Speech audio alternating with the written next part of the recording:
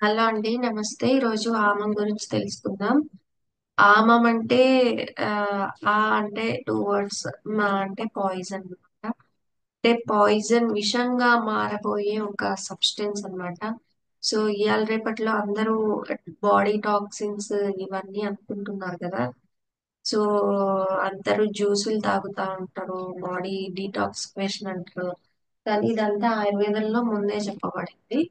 So, ఆమం తయారవ్వటానికి ఆమం అంటే మెయిన్‌గా అన్‌రైపెండ్, uncooked, undigested food అన్నమాట.